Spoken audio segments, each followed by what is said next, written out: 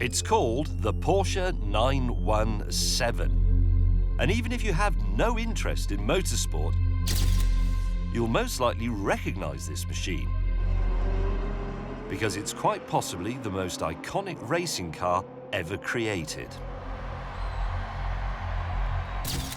Now today, Porsche is the most successful car maker ever to race at Le Mans. They have 19 victories to their name. But this is the car that started it all. This is the car that gave them that all-important first win.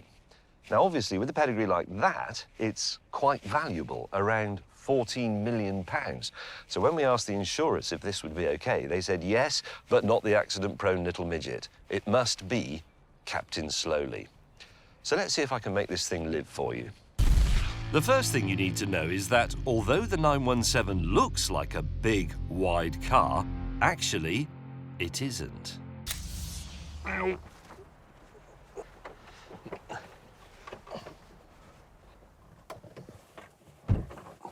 I'm in. God, it's tiny.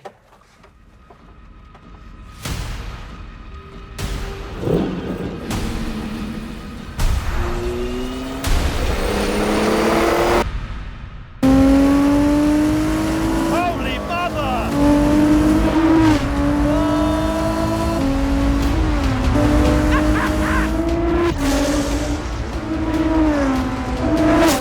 The bracket is just astonishing. Imagine this for a 24-hour race. Even though it's a 50-year-old car, the 917 is fast by the standards of any decade. 0 to 60, 2.7 seconds. Top speed, 224 miles an hour. And it was built without compromise, using the absolute bare minimum of materials. So, for example, this bodywork, which is very close to my head, it's fiberglass, 1.2 millimeters thick. That's it. Now, in front of me, I have a big rev counter, an oil temperature gauge, and an oil pressure gauge. That's all the information you get. If those are reading correctly, that means the engine isn't going to blow up, and that means you can pin it. Gee! It's the world's fastest canoe! The 5-litre 12-cylinder engine produces 621 horsepower, which is modest by the standards of today's road-going hypercars. But this thing weighs just 800 kilograms. As a result, the power to weight is off the scale! Bloody hell, this is special. I'm amazed Porsche let me drive it at all. I mean, they didn't give me any training. They just put me in and said, pulls this and turns that, and you'll be fine. What's more amazing than that, actually, is that this car exists at all, because its gestation was, let's say, it was quite difficult. The story of its birth starts in 1968, when the governing body for sports car racing, alarmed that the top-end unregulated prototype cars were becoming too fast, too expensive and too dangerous, decreed that such machines should have engines no larger than 3 litres. However, the governing body also said that if you could build 25 road-going versions of your racing car, that engine limit would be raised to 5 litres. Although secretly they knew that no small sports car manufacturer could actually afford to do that. They didn't think there'd be any takers. What they hadn't reckoned on was Porsche's head of motorsport, Ferdinand Piëch. Back then, Porsche was a tiny, cash-starved outfit, nothing like the prosperous company we know today. But Piëch was so consumed with scoring an outright win at Le Mans that he decided he was going to build those 25 cars, even though the next Le Mans was only a few months away. So everybody, and I do mean everybody, the accountants, managers, office juniors, secretaries, they were all hauled away from their desks to go down to the production line and work on getting those cars ready. They actually became known as the secretary cars. the ragtag Porsche team just made the deadline, and the motorsport inspectors gave the road cars the sign-off, presumably not inspecting them too closely, or they would have noticed that most of them had truck axles.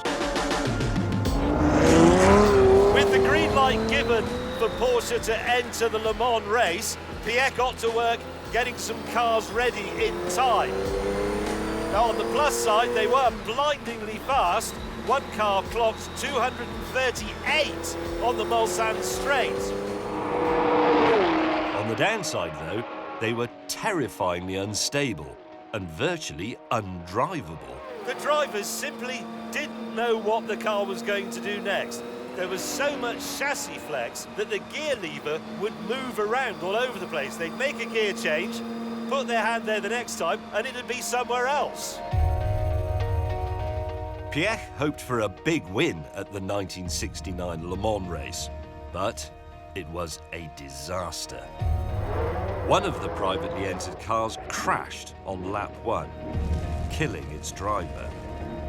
The others broke down as the race wore on, until just one remained, driven by this man, British driver Dickie Attwood. Difficult would be, putting it mildly. Life-threatening could be another one. Right. It was a monster. It was made for speed, like a bullet to go through the air, but there wasn't enough pressure on the bodywork to keep it on the ground. And so the faster you went, the more unstable it was. It was so horrendous, I was waiting, hopefully, that the car would break. And eventually it did. But it was 21 hours before it broke. We were 6 laps in the lead, so we hadn't got far to go. But I was happy the car broke. Undeterred, Porsche hired British race engineer John Wyer, who'd helped to develop the Ford GT40, to sort out the 917's evil handling. And he cracked the problem, with a little help from Mother Nature. After one really long test session, Wyer and his drivers noticed that although the front of the car was absolutely plastered in dead bugs, there were none here on the rear wing, which must have meant the air wasn't flowing over it, and it wasn't producing any downforce, and it wasn't pressing the car down into the track. Having reworked the aerodynamics of their problem child, Porsche arrived at the 1970 Le Mans race with renewed hope, and Dickie Attwood once more at the wheel. During the race, the 917s were blisteringly fast, as ever. But this time, mercifully, they were much more stable. And although heavy rain claimed victim after victim, Attwood and the 917 took the checkered flag and gave Porsche their first ever outright win at Le Mans. It was a win they badly needed because they had, quite literally, gambled the company on it. But it's also true to say that this car nearly broke Porsche as well, didn't it? Because they were a very small company. It did. Again, it was Ferdinand Piëch, and he was a guy who was quite extreme. He was so enthused to do what he's done that nearly broke the company. It did. Yeah, the racing program nearly destroyed Porsche. From then on, there was no stopping the 917, as it set about building its own legend. The following year at Le Mans, on the way to another crushing victory, it would go through the speed traps at over 241 miles an hour, a record that stood for more than 20 years. And in that same race, it was so fast it would cover a total of 3,315 miles, a distance record that would stand until 2010. And if that wasn't enough, Hollywood's greatest petrolhead, Steve McQueen, came to Le Mans and made the 917 a screen icon.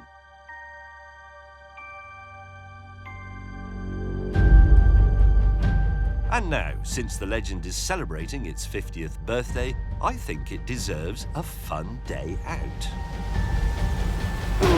So I thought, why don't we put Mr. Dickie Attwood back in it to stretch its legs a bit and spice things up? And whilst he's there, let's see how the old legend, I mean the car, stacks up against a modern Porsche. Specifically this Porsche, the 911 GT2 RS, the biggest gun in Porsche's current arsenal. Now, attentive viewers will have noticed that I'm not actually driving, and that's because I've decided to do this properly. We're going to have old Porsche Le Mans winning racing driver versus young Porsche Le Mans winning racing driver, because this is Neil Yanni and he won for Porsche in 2016 in the 919. To be honest, he's also probably a bit better at this than I am. As for the cars themselves, on paper, it's a tough one to call. We have 700 horsepower in here, 621 horsepower in the 917. But the 917 weighs just 800 kilograms. This weighs 1,830 kilograms. It's over a ton heavier. But then again, we've got modern tyres and we've got modern brakes and we have a modern gearbox with paddles. So, I mean, God knows. Let's find out. What I hadn't considered in my comparisons was Dickie. Whoa, cheeky. Look how bloody fast he's going. The man's a lunatic, he's 78. He's going quick, huh? Carrying a massive amount of speed into the corner. Here we go. Have it!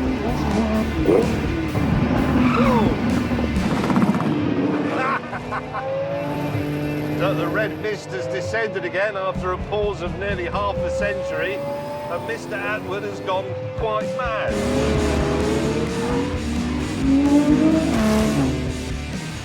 Oh yes, this could be it.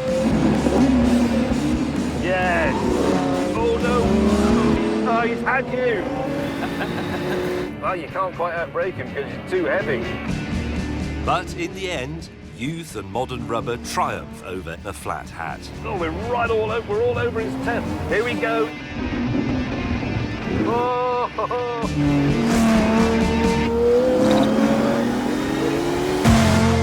Yes. Nicely done, sir. Lucky, I can keep my job. Yeah, I think you can keep your job.